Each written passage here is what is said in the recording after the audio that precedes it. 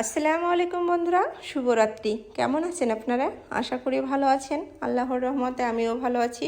তো বন্ধুরা, সকালবেলা আমি বাজারে গেছিলাম আর কি। তো বাজারগুলো বের করা হয় নাই। মাছ নিয়ে এসেছিলাম, মাংস, সেগুলো কাইটে কুইটে ফ্রিজে রাখছি। তার প্লাস রান্না করছি দুপুরে, এই জন্য বাজারগুলো বের করতে পারিনি, বস্তার ভিতরেই ছিল।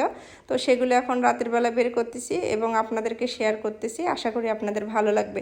তো বন্ধুরা, আসলে মুদির বাজার আসলে এক একজন এক একভাবে করে মাসিক বাজারটা। কেউ আছে তারা আসলে প্রতিদিনের বাজার প্রতিদিনে করে, কেউ আছে আপনার সপ্তাহে বাজার করে, কেউ আছে মাসে বাজার করে। তো আমি যেভাবে করি সেটাই আপনাদেরকে শেয়ার করতেছি। বন্ধুরা, নর্মালি কিন্তু দেখেন আর কি, আমি মুদির বাজারটা মাসের প্রথমেই করি। তো কিছু জিনিস আর কি সবসময় কেনা যায় না। তো আমি সবজিটা সপ্তাহ পরে বা 10 দিন পর পর কিনি, কিন্তু মাছ মাংস মাসে 2বার কিনি। আর মুদির বাজারটা একবারে কেনার চেষ্টা করি। তো বন্ধুরা, কিছু কিছু মুদির বাজার আছে আসলে সবসময় এই আমাদের এখানে গ্রামে যে ছোটোখাটো দোকান আছে ওগুলোতে কিনতে গেলে দাম বেশি নেয় এবং পাওয়া যায় না।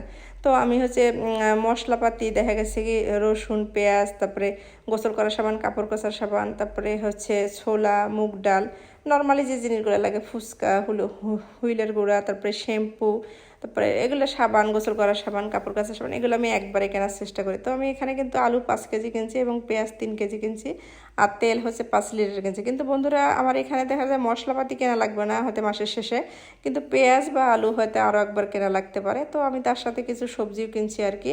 তো আসলে শীতের সবজি খেতে কিন্তু অনেক মজা। তো সবজি মাসে 2 বা 3বার কেনা লাগে আর কি। তো ভিডিওটি ভালো লাগলে লাইক, কমেন্ট, শেয়ার করবেন, আমার পাশে থাকবেন। আজ এই পর্যন্ত। আল্লাহ হাফেজ।